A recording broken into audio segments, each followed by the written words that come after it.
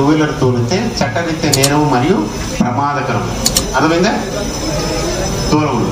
18 years తర్వాత వచ్చి మన చట్టాల్లో ఇంకోటి 18 years ఎప్పుడు పెట్టారు తెలుసా? చాలా కాలం ముందు 1989లో ఇచ్చారు చట్టం. మనం ఏమంటాం, మళ్ళీ డెవలప్ అయిపోయినాం అంటారు. మనం డెవలప్ కాదు, మన పూర్వీగా డెవలప్ అయ్యారు. 1989లో ఉన్న చట్టాన్ని కూడా మనం ఇప్పుడు ఫాలో కావాలంటే మనం డెవలప్ అయ్యాం, వాళ్ళు డెవలప్ అయ్యారా? వాళ్ళే డెవలప్ అయ్యారు. దయచేసి మీరు బండి తోలదు. ప్లస్ మీరు మైనరే కదా, మైనర్ డ్రైవ్ చేస్తే ఒక 1.5 year బ్యాక్ బీకొత్ కోర్టులో తండ్రికి 8 ఏళ్ళు, బండి తోలు మనకి 4 ఏళ్ళు శిక్ష, జైలు శిక్షకి వెళ్ళారు 1.5 year బ్యాక్. సో మీరు మీ అండర్ ఏజ్ మైనర్ కాబట్టి టూ వీలర్ డ్రైవ్ చేస్తే శిక్షకి అర్హులు. రేపటి తోలుతారా బండి? అవసరం లేదు, బస్సులో రండి, ఆటోలో రండి. ఓకేనా? టూ వీలర్నప్పుడు వితౌట్ హెల్మెట్, మీ ఇంట్లో వాళ్ళు హెల్మెట్ లేకుండా డ్రైవ్ చేస్తుంటారు. నిన్న కూడా 3 వ్యక్తులు మా ఆఫీస్ ముందు వచ్చి రాత్రి నైట్ 8 o'clock నేను నా కారు నడుపుకుంటూ వస్తున్నాను. రోడ్డు గట్టు సైడ్ 3 రోడ్డు పైన మట్టికు పొంది వెళ్ళి కొట్టాడు. 3 కూడా 18 నుంచి 23 వయసు. మీకు వచ్చింది మీ దానిలోకి వస్తుంది 2000 తమ్మలపల్లి పెళ్ళిలో తమ్మలపల్లి 3 కూడా మ్యాక్సిమం ఏ వయసు 18 to 21 అంటారు. 3 పడిపోయినారు రోడ్డు పైన. కొన్నారెడ్డికి నేను ఫోన్ చేసి మనల్ని పిలిపించి మళ్ళీ ఆడుకున్న వాళ్ళకి హ్యాండ్ ఓవర్ చేసి నాన్న తీసుకురాని చెప్తే బండి బైక్. ఆ బైక్ ఏంటి తెలుసా? రాయల్ ఎన్ఫీల్డ్ కొత్తగా వచ్చిన బండి. ఇంకోటి అంటే మీ బ్యాడ్ టూ వీలర్ ఇంకే నెక్స్ట్ టైం వస్తారు మీకు. ఇంక 1 year తర్వాత మీరు వస్తుందా? బైక్ పక్కన 200cc ఉంటే నాన్న దానికన్నా పెద్ద బండి కావాలి అని మీరు చెప్తారు. మీ పేరెంట్స్ కూడా పక్కన 200 అదే పెద్ద బైక్ ఉన్నారు, దానికన్నా పెద్దది లేదా? వాళ్ళు 3 లక్షలు కొన్నాడా? 3 లక్షలు పెద్ద బండి లేదా? ఉంటుందండి. మనకెందుకు? మనకి ఏది అవసరమైతే అదే తీసుకున్నాం ఇన్ కేస్ ఫ్యూచర్లో. అర్థమైందా?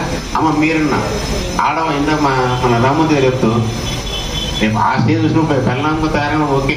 ఇప్పుడు కూతుర్లు మీరు చెప్తే అమ్మాయిలు చెప్తే అన్నైనా నాన్నైనా అమ్మైనా తమ్ముడైనా ఫ్రెండ్ అయినా కనుక క్లాస్మేట్ అయినా మేము కూడా వింటామమ్మా ఈ మాట. దయచేసి రిక్వెస్టింగ్ మీ పేరెంట్స్ని ఇంట్లోంచి బయలుదేరే ముందు మీరు వీడియో చూస్తూనే ఉంటారు. నాన్నగారు మీరు ఆఫీస్కి వెళ్తున్నారా, హెల్మెట్ వేసుకెళ్ళండి అని చిన్న పాప ఇస్తాను చూసారు వాట్సాప్లో.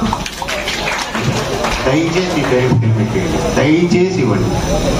మా ఆఫీస్కి వస్తారండి, నేను డ్రైవింగ్ లైసెన్స్ ఇచ్చేటప్పుడు అయ్యా ఏం పని చేస్తున్నాడు సార్? ఐటీ చదువుతున్నాను sir.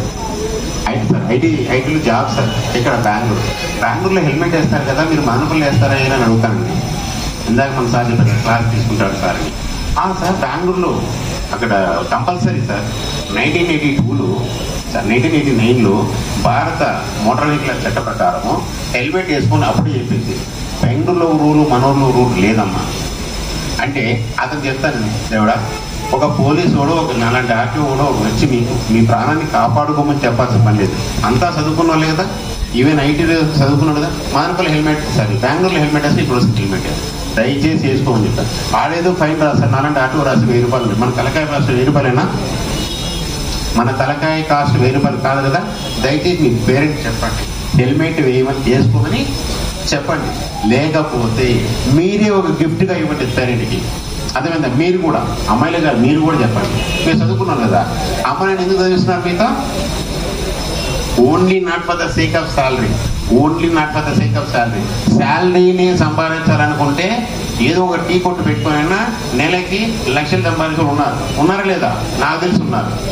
So not only for the sake of salary, అన్ని చట్టాలను గౌరవిస్తూ తన జీవితాన్ని సన్మార్గంలో, అర్థమైందా?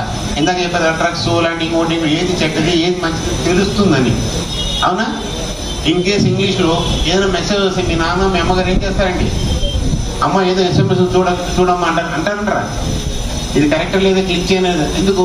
మీరు చదువుకున్నారు కాబట్టి. సో చదువుకున్న వాళ్ళు కాబట్టి సన్మార్గంలో ఉండండి, వేరే మార్గాల్లోకి వెళ్ళకండి. అర్థమైందా? ఇంకేమన్నా పక్కింటి చేసినా మనం అవసరం లేదు. మనకు మంచి పనిగా మనం ఉండాలి. ఇంకోటి ఎక్కడ చదువుతున్నా మీరు? నో, మీకు ఇప్పుడు అడ్రస్ ఏది? శ్రీ చైతన్య కాలేజ్. మీకు అడ్రస్ ఏది? శ్రీ చైతన్య కాలేజ్. మీరు చైతన్య కాలేజీకి అడ్రస్ కావాలి. ఎప్పుడు? మా కాలేజీలో చదువుతున్నట్టు నాగలక్ష్మి ఫలానా కలెక్టర్ అయింది, ఫలానా పోలీస్ ఆఫీసర్ అయినారు, ఫలానా కంపెనీలో హెచ్ఆర్ చేస్తుందంటే you should success for your college. మరి అర్థమైందా? ఫలానా పుల్లయ్య కూతురు నాగమణి అంటారు. రేపు మీరు ఏదో మంచి పోస్ట్ అయ్యి వెళ్ళారనుకోండి, నాగమణి వాళ్ళ ఆయన పుల్లయ్య అంటారు. అర్థమైంది? నా లాజిక్ అర్థమైందా? మీకు కూడా అర్థమైంది లేదా? నువ్వు అడ్రస్సింగ్ అని ఎప్పుడు కావాలనుకుంటావో అప్పుడు నువ్వు డెవలప్ అవుతావు. సో నువ్వు అడ్రస్ కావాలి. ఇప్పుడు నేను చెప్తాను, బీటీ కాలేజ్ స్టూడెంట్ అండి నేను అంటాను. ఓ మీది బీటీ కాలేజ్ సార్, నేను బీటీ కాలేజ్ చదువుకున్నా. నా ఎదుటి మనిషి నేను బీటీ కాలేజ్ స్టూడెంట్కి నేను చెప్తే, ఓ మీరు బీటీ కాలేజ్ మీది బీటీ కాలేజ్ స్టూడెంట్ సార్ అంటే నేను గొప్పగా ఈ ఊర్లో చదువుకున్నాను కాబట్టి నాది బీటీ కాలేజ్ స్టూడెంట్, నేను అడ్రస్సింగ్ అవుతున్నా బీటీ కాలేజ్కి. నేను గవర్నమెంట్ కాలేజ్ చదువుకున్నాను అండి. ఓకేనా? ఎలా చదవాలంటే మనం చదువుకున్న కాలేజ్ పేరు మనం సారీ సార్ మీరేమనుకోవద్దు అంటే మనం చదువుకున్న కానీ మనకు అడ్రస్ ఇచ్చింది. ఇప్పుడు డెవలప్ అయిన తర్వాత మనం కాలేజీకి అడ్రస్ చేయాలి. రవాణా సూత్రాలు పాటిస్తామనే మంచి మనసు ఉంటే మీరు సార్ కొట్టే క్లాప్స్ మదనపల్లి దగ్గరికి పోవాలందరూ కూడా. సో రెండోది లాస్ట్ ప్లీజ్ నా 2 మాటలు మళ్ళా ఇట్లాంటి దయచేసి చెప్తున్నా. సార్ ప్రతి ఒక్క మాటలో సంస్కారం ఉంది. సార్ అన్నాడు, నేనేమనంటే ఈ ఊర్లో సార్ తప్పనేమంటే ఇప్పుడు హ్యాపీగా రెస్ట్ తీసుకోవచ్చు, ఆయన ఆఫీసర్, ఆయన అక్కడ పోవాలంటే మనం అపాయింట్మెంట్ తీసుకోవాలి. గుర్తుపెట్టుకుని వాస్తవం చెప్తున్నా, ఆఫీస్ కాడపోతే సార్ అపాయింట్మెంట్ తీసుకోవాలి. మేమైనా కూడా ఖచ్చితంగా సార్ దగ్గర బయట గంట వెయిట్ చేసి మళ్ళీ పోయి విష్ చేసి సార్ మాకు కేసు ఉంది సార్, రిపోర్ట్ ఉంది సార్ మేము అడుక్కుంటాం. మళ్ళా చెప్తున్నా, ఇప్పుడున్నటువంటి పరిస్థితుల్లో సోషల్ రెస్పాన్సిబిలిటీ లేకపోతే మనము ఉప్పురాయికి పనికిరాము. దయచేసి చెప్తున్నా, ఇంక నుంచి మిమ్మల్ని మీరు కాపాడుకునే ఇలాంటి కళ్ళు తెరిపించే ప్రోగ్రాం. అందుకే మొన్న ఫాదర్స్ డే సందర్భంగా నేను అంతకు ముందే దయచేసి ఇంటికి వెళ్ళినప్పుడు ఫ్రీ ఉన్నప్పుడు ఎప్పుడైనా మీ పేరెంట్ మొబైల్లో డిజి రామమూర్తి సుమన్ టీవీని కొడితే నాన్న గురించి గురువు గురించి మంచి సబ్జెక్ట్ ఇచ్చిన. డిజి రామమూర్తి సుమన్ టీవీ ఆప్షన్ లో ఉంటది. దానిలో ఈరోజు ఫాదర్ కి అంకితం ఇస్తూ ఒక్క మాట, పూజిస్తే దైవం, ప్రేమిస్తే తల్లి, గౌరవిస్తే గురువు, అభిమానిస్తే స్నేహితుడు, అన్ని కలిపితేనే నాన్న అన్నాడు. ఒకసారి గట్టిగా మీ ఫాదర్ కి ఒకసారి క్లాస్ ఇవ్వాలని కోరుకుంటూ, మదర్ గురించి నేను ఎంత చెప్పినా తక్కువే, మదర్ గురించి ఎంత చెప్పినా తక్కువే. ఇంటికి వెళ్ళాక అమ్మ మాట ఒక్కసారి లేకపోయినా ఒకసారి అట్లా చెవులో వేసుకుని నా బిడ్డ ఇది చెప్పిందే చేస్తాడనే విధంగా వాళ్ళ కళ్ళలో ఆనందాన్ని నింపే ఆ బంగారు బిడ్డలు కావాలని కోరుకుంటూ, మరొకసారి అవకాశం ఇచ్చిన గౌరవ ప్రిన్సిపాల్ సార్కి నేను తల వంచి నమస్కరిస్తూ, మరొకసారి అడ్రస్ బాగుండాలి. మగాడన్నాక కండ ఉండల్లా, గుండె ఉండాలా. కండ గుండె 2 ఉంటేనే మగాడరా, అది మగతనం.